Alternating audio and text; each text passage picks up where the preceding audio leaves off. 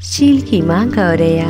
एक विशाल जंगल में गौरैया पक्षी का जोड़ा रहता था, जिसका नाम टूनी और छोटू था। उन दोनों के पास एक भी बच्चे नहीं थे। फिर एक दिन जब टूनी गौरैया भोजन की तलाश में जा रही थी, तभी उसे रास्ते में एक अंडा गिरा हुआ दिखाई देता है। टूनी गौरैया आसपास देखती है, लेकिन वहाँ पर कोई नहीं होता है। अरे ये तो एक अंडा गिरा है, वो भी जमीन पर। घोंसला भी टूटा दिखाई दे रहा है। आसपास कोई पक्षी भी नहीं दिखाई दे रहा है। मैं इस अंडे को लेकर अपने घर पर चलती हूँ, इसे मैं पाल पोस कर बड़ा करूँगी। ऐसा बोलकर टूनी गौरैया उस अंडे को लेकर अपने घोंसले की तरफ चल देती है। घर पहुँचने पर टूनी गौरैया अंडे के बारे में अपने पति छोटू को बताती है, जिसे सुनकर छोटू कहता है, टूनी ये तो बहुत अच्छी बात है। हमारे पास कोई भी बच्चा नहीं था, भगवान के कृपा से तुम्हें ये अंडा मिल गया। हम लोग इस अंडे का बहुत ही अच्छे से देखभाल करेंगे। हाँ जी, आप सही कहते हो। हम लोग इस अंडे का देखभाल बिल्कुल अपने अंडे की तरह करेंगे। आज से ये हम लोगों का बच्चा है। अब टूनी और छोटू उस अंडे की देखभाल बहुत अच्छी तरह से करते थे। कुछ दिन बीत जाते हैं। टूनी और छोटू बहुत खुश थे। तब टूनी कहती है, अजी मैं तो बहुत खुश हूँ। बस मुझे उस दिन का इंतजार है जब इसमें से हम लोगों का प्यारा सा बच्चा बाहर निकलेगा। मैं उस दिन का इंतजार बहुत बेसब्री से कर रही हूँ। हाँ टूनी, मुझे भी इंतजार है। बस अब कुछ ही दिनों की बात है। छोटू और टूनी अब पहले से बहुत खुश दिखाई दे रहे थे, लेकिन उन्हें क्या पता अंडे के अंदर किसका बच्चा है। फिर कुछ दिनों के बाद अंडे में से एक प्यारा सा चील का बच्चा बाहर निकलता है, जिसे देखकर छोटू और टूनी बहुत उदास हो जाते हैं। जिसे देखकर टूनी कहती है, अरे नहीं, हे भगवान, ये तो एक चील का बच्चा है।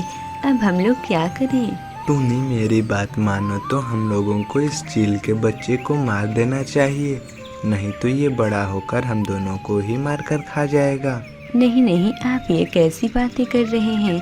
इतने दिनों से हम लोग अंडे की देखभाल किए और जब इसमें से चील का बच्चा निकला तो हम लोग इसे मार कर फेंक दें? ऐसा मैं बिल्कुल भी नहीं कर सकती हूँ। ये चाहे जैसा भी है, ये हम लोगों का ही बच्चा है। मैं इसे अपने बच्चे की तरह पाल पोस कर बड़ा करूँगी। फिर उस दिन के बाद से टूनी चिड़िया चील के बच्चे की देखभाल बहुत अच्छी तरह से करने लगती है। फिर एक दिन उनकी पड़ोसन सोना चिड़िया आती है। चील के बच्चे को देखकर सोना चिड़िया कहती है, अरे ये क्या टूनी, तुम एक चील के बच्चे को पाल रही हो? देखना जब ये बड़ा होगा तो तुम ही दोनों को मार कर खा जाएगा। मेरी मानो तो अभी चील का बच्चा बहुत छोटा है, तुम दोनों अभी इसे मार कर फेंक दो। तुम लोग चील के बारे में जानते तो हो ना? नहीं नहीं सोना दीदी, आप ऐसी बातें ना करें। मेरा बेटा बहुत अच्छा है। हम लोग इसे जैसे पाल पोस कर बड़ा करेंगे, बड़ा होकर ये वैसा ही बनेगा। ये हम लोगों के साथ रहते रहते हम लोगों की तरह ही बन जाएगा।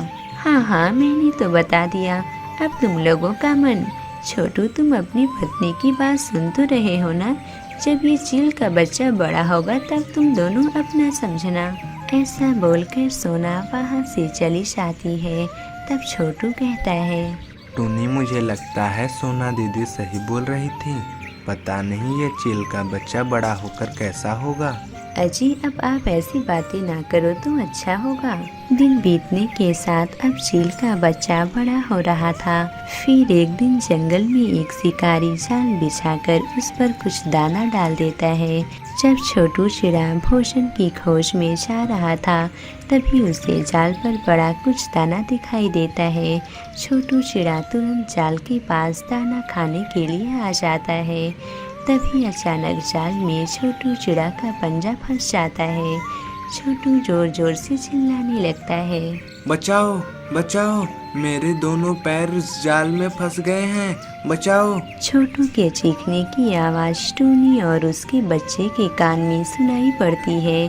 तब टूनी अपने बच्चे के साथ उस जगह पर आती है। तब टूनी अपने बेटे चीकू से कहती है, चीकू बेटा, तुम्हारे पापा इस जाल में फंस गए हैं, तुम अपने पापा की मदद करो। हाँ माँ, मैं पापा को अभी जाल से आज़ाद कर देता हूँ। ऐसा बोलकर चीकू शाल को हवा में लेकर उड़ जाता है, जिससे छोटू चिड़ा आज़ाद हो जाता है।